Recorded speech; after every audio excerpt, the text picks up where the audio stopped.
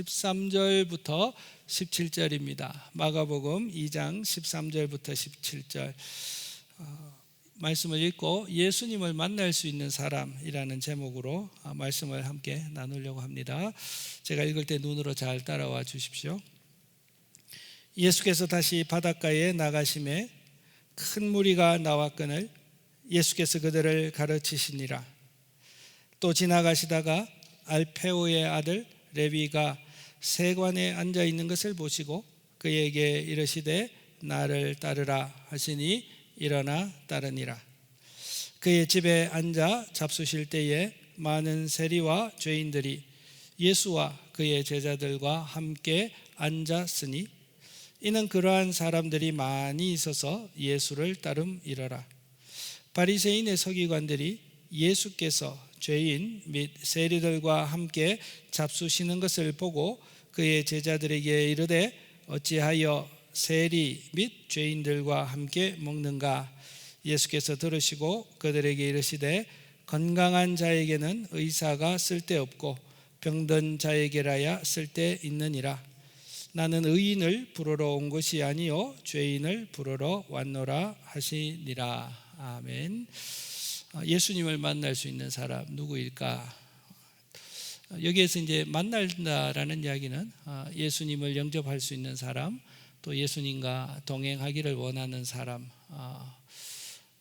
또 예수님과 친밀한 교제를 나눌 수 있는 사람, 그 사람은 어떤 사람인가에 대한 질문입니다. 여러분 오늘 13절 한번 보시겠어요? 13절 보시면 한 절 한 절 우리가 한번 머물러서 보면 좋을 것 같거든요.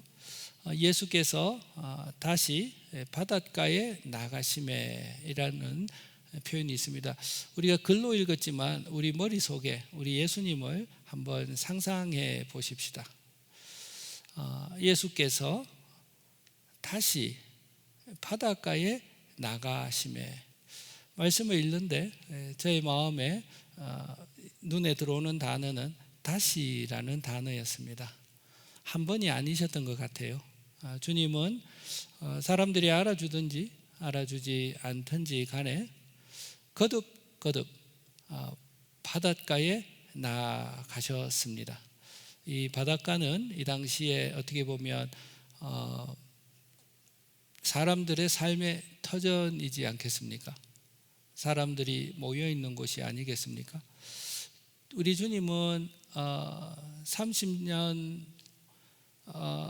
부터 해서 33살 되는 데까지 공생애를 하시면서 우리 주님의 일상은 이렇게 다시 그리고 또 다시 그리고 또 다시 사람을 찾으러 사람을 만나러 나가시는 분이셨습니다. 사람을 향한 주님의 마음입니다. 변치 않은 우리 주님께서 오늘날도 어떤 방식으로든지 간에 일상의 삶을 바쁘게 살아가는 사람들을 만나시기 위하여 우리 주님은 우리 가운데 거닐고 계신다. 사람들을 만나고 싶어 하신다. 이런 생각을 해보게 됩니다.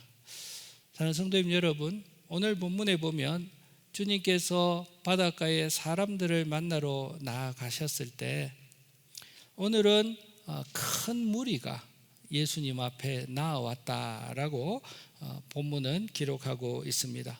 오늘날도 많은 사람들이 주님께 나아와서 주의 말씀을 배우기를 원하는 일들이 참 새롭게 일어날 수 있으면 좋겠다. 그런 생각을 해봅니다. 그래도 옛날에는 교회가 세상 문화보다는 나았습니다. 또 교회에 오면 특별히 젊은 사람들에게는 어린아이들에게는 교회가 TV보다도 교회가 세상보다도 더 재밌었습니다. 그래도 우리가 살 때는 교회가 세상보다는 따뜻했습니다. 그리고 교회가 세상보다는 조금 더 사랑하고 좀 더 가치 높은 도덕의 수준을 추구하는 공동체였습니다. 그래서 각 교회마다 예수님은 누구신가 그 궁금증을 가지고 나도 예수님을 좀 믿어볼까라는 그런 작은 기대를 가지고 교회로 나아오는 일들이 적어도 우리 80년대, 90년대 한국 교회에는 그런 일들이 있었습니다. 그러나 요즘은 세상이 점점 어두워져서 그런지 몰라도, 혹은 교회인 우리가 약하여졌는지 몰라도 예수에 대한 기대를 가지고 주 하나님 앞에 나아오는 사람들의 숫자가 참 적다라는 생각을 해보게 되어집니다. 오늘 이 13절 한 절을 읽으면서 우리 예수님은 그때나 지금이나 사람들을 만나고 싶어 하십니다. 이 당시에는 예수님께 많은 사람들이 나왔습니다.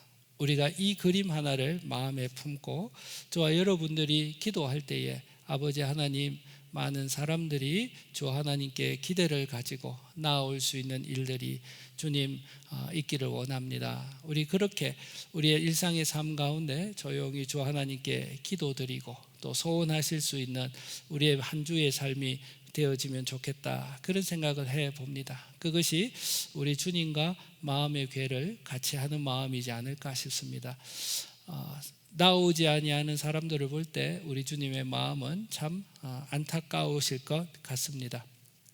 큰 무리가 나왔는데 예수님께서는 늘 하시던 대로 사람들을 만나실 때마다 가르치셨습니다. 이것이 참 중요합니다.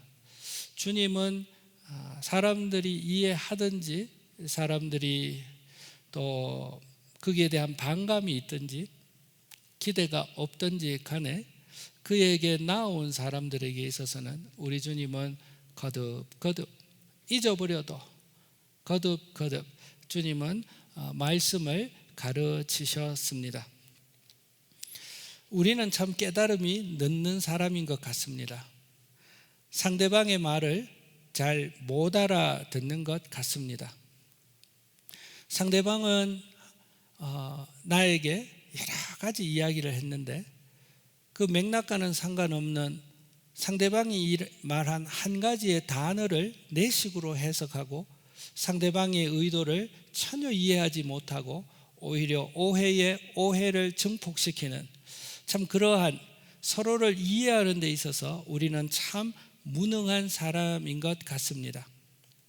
그때나 지금이나 사람들은 그러했던 것 같습니다. 우리 주님은 얼마나 답답하셨고 우리 주님은 얼마나 많은 인내가 필요하셨겠습니까? 그러나 그에게 나오는 사람들을 우리 주님은 마다하지 않고 거듭거듭 주님의 말씀을 가르치시는 주님의 모습을 오늘날 우리가 보게 되어집니다. 사랑하는 성도님 여러분, 저와 여러분, 예수님을 사랑하는 저와 여러분, 주님 앞에 사람들이 옛날처럼 주님 앞에 나아오는 그 꿈을 함께 꾸십시다. 그리고 나아왔다가 이해되지 않는다고 해서 속히 떠나는 일이 있다 하더라도 나아온 지가 함께 한 지가 오랜 세월이 지났지만 아직도 복음에 대하여 예수에 대하여 잘 알지 못하고 이해하지 못하는 사람들에 대하여 우리 주님의 마음을 품고 계속적으로 하나님의 말씀을 알아주나 알아주지 않으나 흘러내는 시냇물처럼 주의 말씀을 나누고 상고하는 이 일이 우리가 계속되어지는 우리 교회가 되어지면 좋겠습니다. 이것이 주님의 인내요, 이것이 주님의 사람을 향한 사랑이었다면 저와 여러분들도 무사람들과 더불어 하나님 말씀 나누는 이 일 인내하며 걸어가고 이것이 사람을 사랑하는 길이다 생각하고 주의 말씀을 끊임없이 나누는 우리 교회가 되어지기를 부탁드립니다. 14절에 보시면 지나가시다가 알페오의 아들 레위가 세관에 앉아 있는 것을 보셨습니다. 여러분, 알페오의 아들 레위에 대해서 잠시 말씀을 드리려고 합니다. 마태복음과 누가에서는 동일한 인물을 마태로 소개하고 있습니다. 아닙니다. 누가복음과 오늘 본문 마가복음에서는 레위로 소개하고 있고, 마태복음에서는 이 사람을 마태로 소개하고 있습니다. 동일한 인물입니다. 그런데 마가복음과 누가복음에서는 레위로 소개를 하고 있고, 마태복음에서는 이 레위가 자기의 이름을 마태로 부르면서 마태복음을 기록하고 있는 것을 우리는 볼 수가 있습니다. 여러분, 알페오의 아들 레위라 소개하고 있습니다. 그의 이름의 의미는, 레위라는 이름의 의미는 연합하다라는 뜻입니다. 레위 하면 여러분들이 레위 족속을 생각하지 않습니까? 그렇습니다.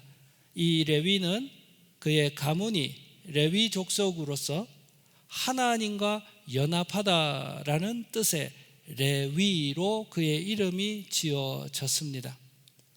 그러나 오늘 이 본문을 보면 하나님과 연합하다라고 이름 지어졌던 이 레위는 세상과 연합하고 살아갔던 것을 우리는 볼 수가 있습니다.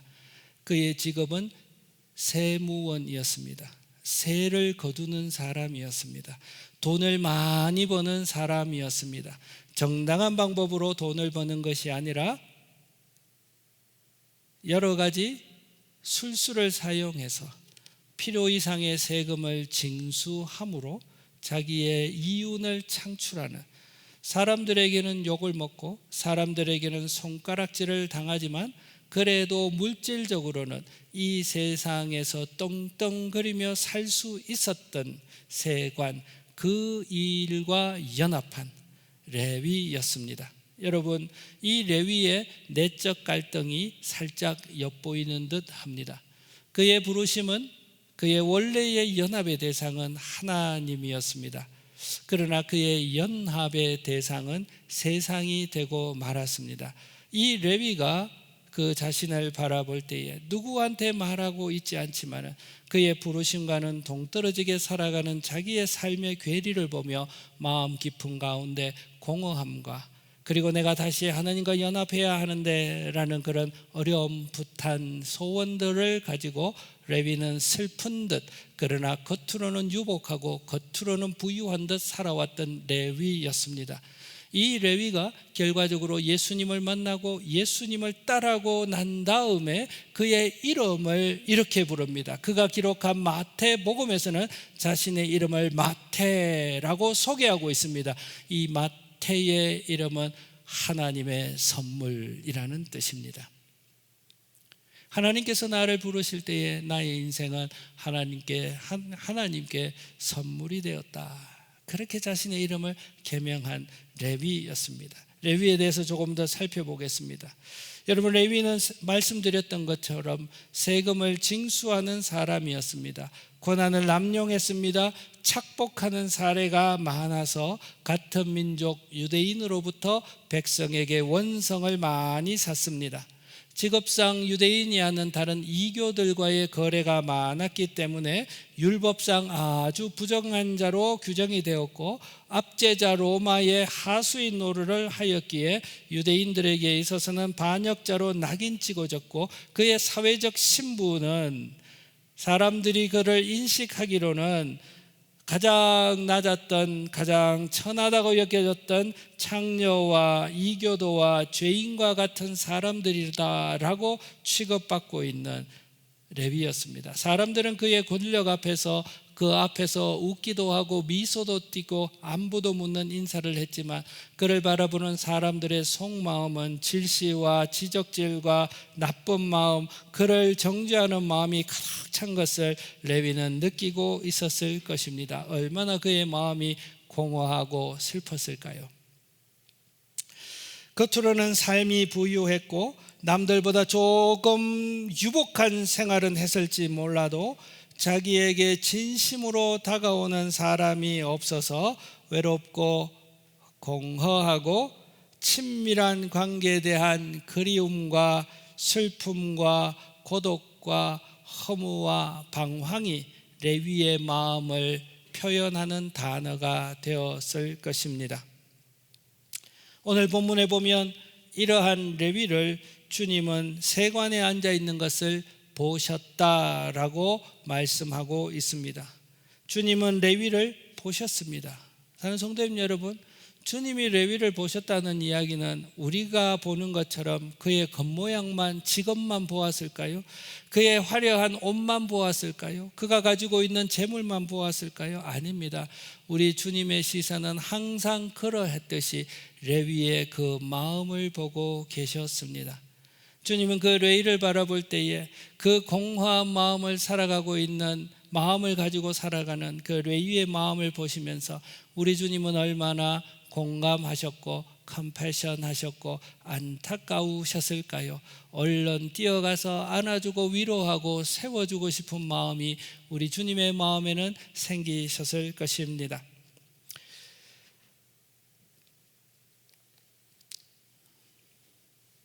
이전의 말씀에 보면, 오늘 본문 앞에 말씀에 보면 중풍병이 걸려서 오랫동안 누워있던 한 친구를 침상 채 주님 앞으로 데리고 온 네 친구를 봐주면서 우리 주님이 그들의 마음을 보셨다라는 기록이 있는 것처럼 오늘도 주님은 그 레위의 깊은 마음을 보시고 계셨습니다. 사람들의 마음은 레위의 마음과 같은 것 같습니다. 저와 여러분들이 또 이 땅을 살아가는 많은 사람들이 지나가는 사람들을 바라보면 괜찮은 듯 살아가는 것 같습니다.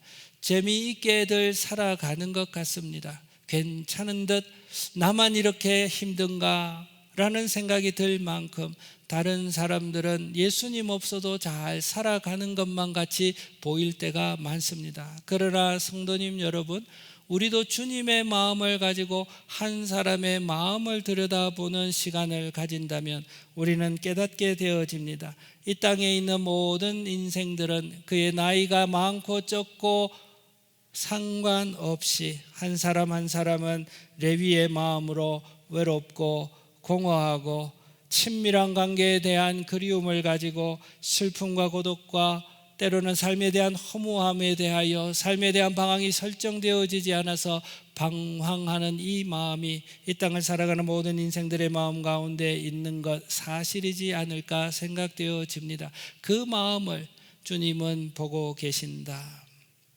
주님은 그에게 다가가십니다. 레위에게 다가가셔서 이렇게 말씀하셨습니다. 그에게 이르시되 나를 따르라.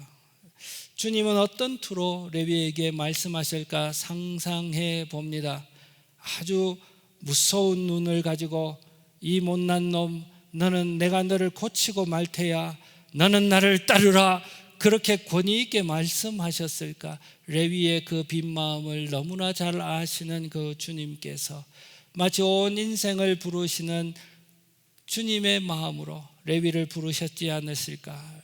레위에게 들려졌던 주님의 목소리와 레위를 바라보는 주님의 눈빛은 레위가 지금까지 한 번도 경험해 보지 못한 진실하고 따뜻한 눈빛이요 목소리였을 것입니다.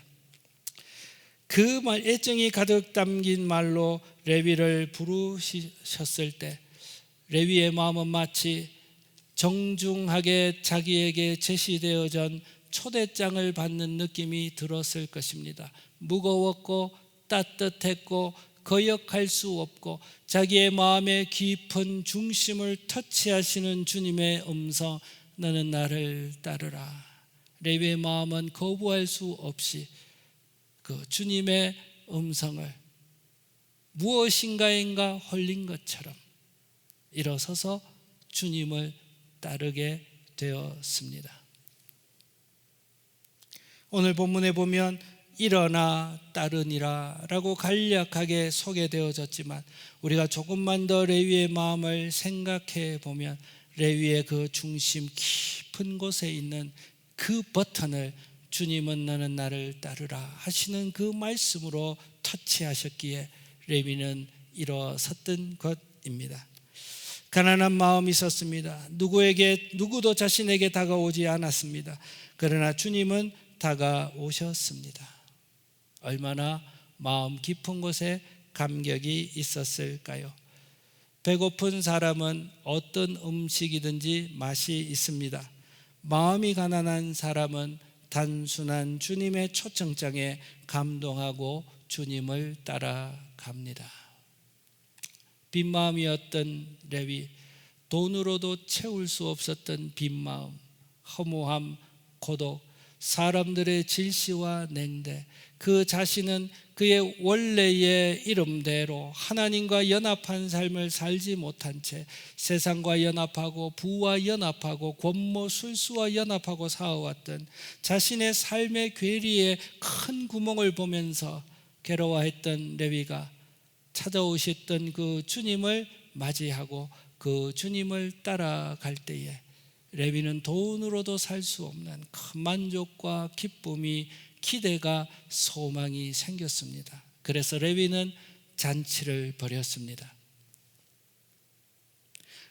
그 다음 절에 보시면 15절에 보면 그의 집에 앉아 잡수실 때에 레위는 그의 집에 주님을 초대하고 함께 식사하는 잔치를 벌였던 것 같습니다. 주님을 만나고 얼마나 기뻤는지, 나를 찾아주시는 그 주님이 얼마나 감사했던지, 자신의 삶을 이제 하나님과 연합한 삶으로 원래의 궤도로 돌려주시는 그 주님을 만났을 때에 얼마나 기대했는지 잔치를 벌였는데, 거기에 15절에 이렇게 말씀하고 있습니다. 그의 집에 앉아 잡수실 때에. 오늘날 우리는 식사하는 것이 우리는 평범한 일이 되었지만 아마 이 글을 읽는 그 당시의 사람들은 와우 하는 표현이었습니다. 그의 집에 앉아 잡수셨다, 이 표현을 들을 때 그 당시의 사람들은 이렇게 가깝단 말이야, 놀라움의 표현입니다. 함께 음식을 먹는 것은 친밀한 사귐을 의미했습니다. 사랑하는 성도님 여러분, 앉아 잡수실 때에라고 표현하고 있습니다.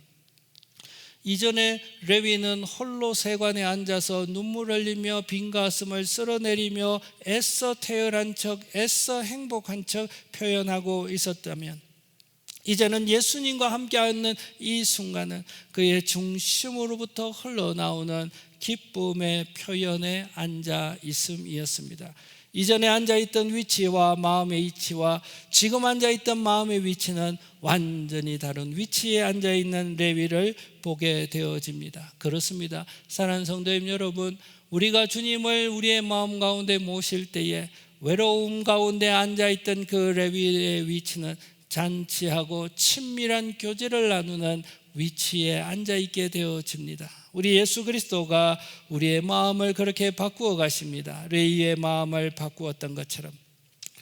뿐만 아닙니다. 이 자리에 아마 레위는 많은 사람들을 초대했던 것 같습니다. 근데 초대했던 사람들이 자기와 동일한 마음을 가지고 있었던 사람들을 레위는 초대했습니다. 본문에 보면 많은 세리와 죄인들이 예수와 그의 제자들과 함께 앉아 있었다라고 말합니다.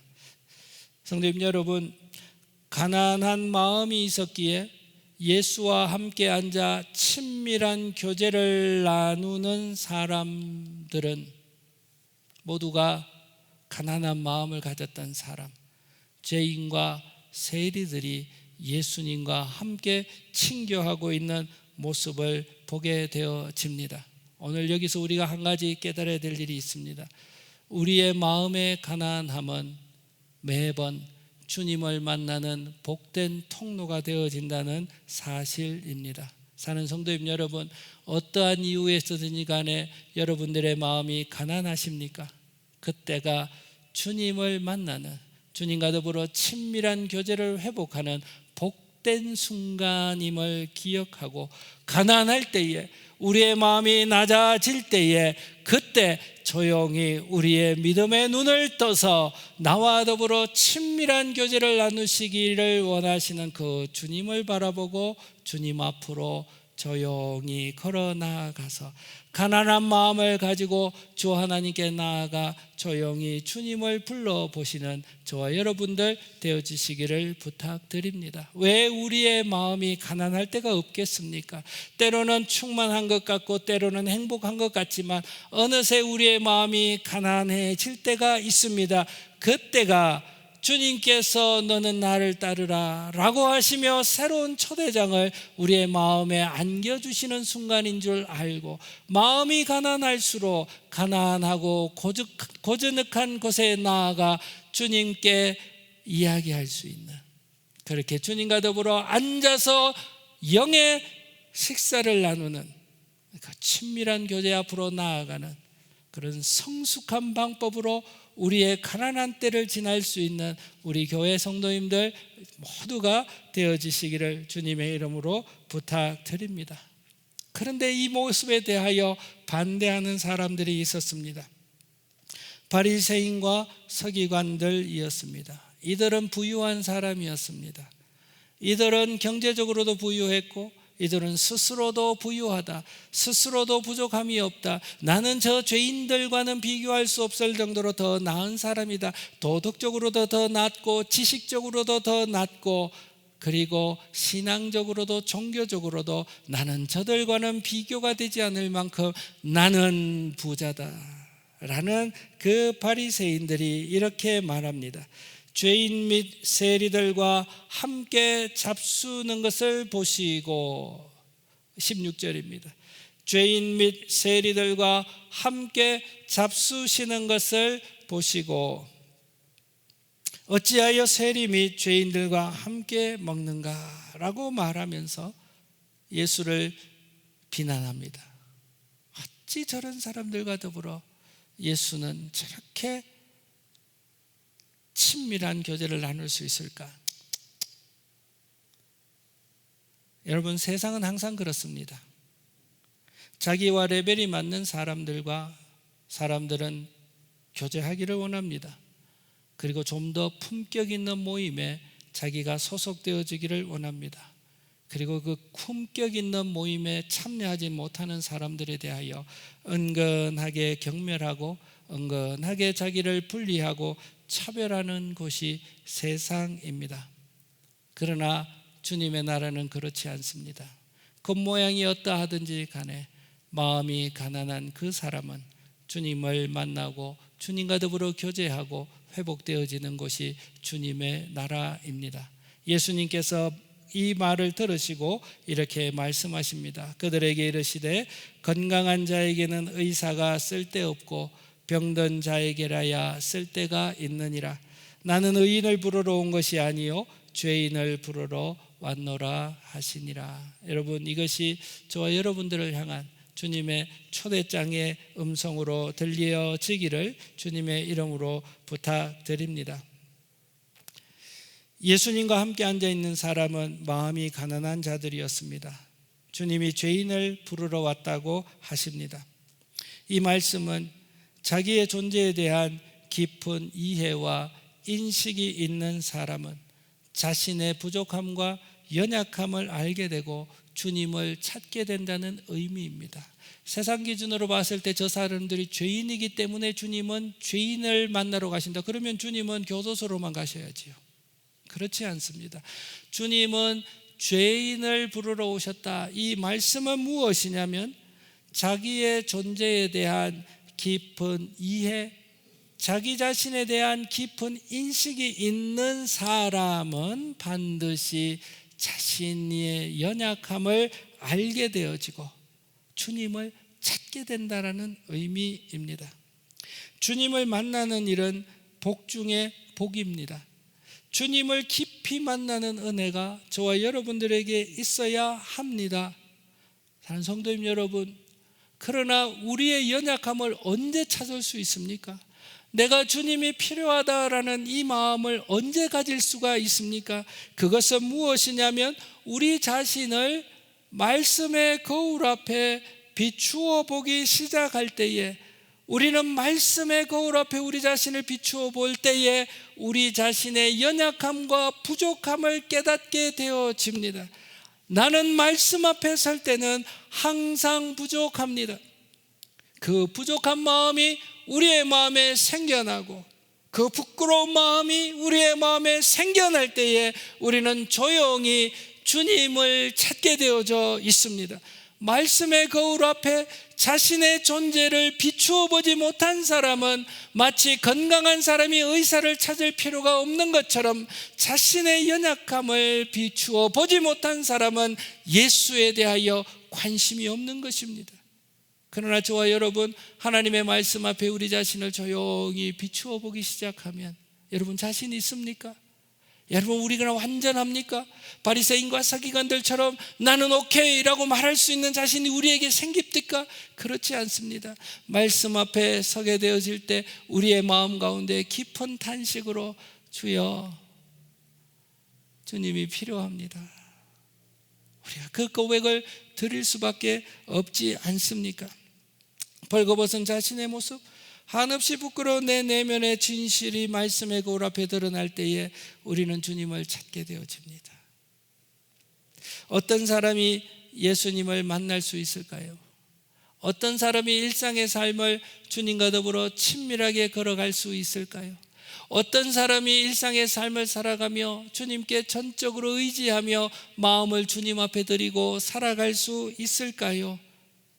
말씀의 거울에 비추며 자신의 가난함을, 자신의 연약함을 발견할 때 그 사람은 주님을 찾고 주님과 더불어 동행하고 하나님의 선물을 누리며 살아가는 복을 누리게 되어집니다. 사랑하는 성도님 여러분, 오늘은 이 말씀으로 저와 여러분들을 주님께서 권면하십니다. 저와 여러분들은 이미 예수 그리스도를 마음의 주인으로 모신 사람들입니다.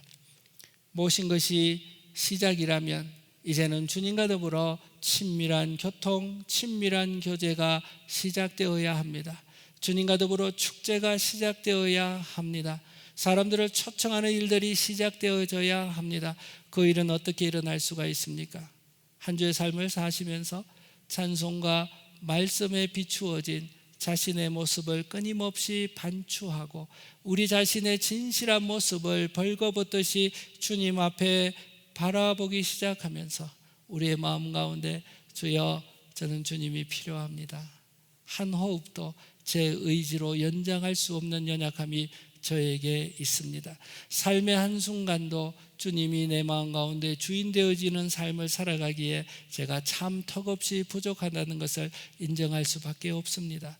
말씀 앞에 자신을 비추었던 그 자리에 우리가 끊임없이 나아가므로 우리의 입술 속에서 버릇처럼 주님, 저는 당신이 필요합니다. 주님, 저는 당신과 함께 걸어야 합니다. 그렇게 우리의 마음을 늘 되새기며 주님과 더불어 연합하고 붙어있는 우리 한 주의 삶 살아내시다가 우리가 또 함께 만나 교제할 수 있는 저와 여러분들이 되어지시기를 주님의 이름으로 부탁드립니다. 함께 찬송하겠습니다. 나 어느 날 꿈속을 헤매며 라는 찬송입니다. 찬송이 좀 깁니다, 여러분. 보통 찬송보다 한 2배는 깁니다. 그러나 여러분, 가사 한 절 한 절을 우리의 마음의 고백으로 우리가 한번 불러보면 이 찬송이 참 은혜가 됩니다. 그래서 우리 이 찬송 부르고 오늘 말씀을 가지고 함께 기도하고 또 결단하는 그런 시간을 갖도록 하겠습니다.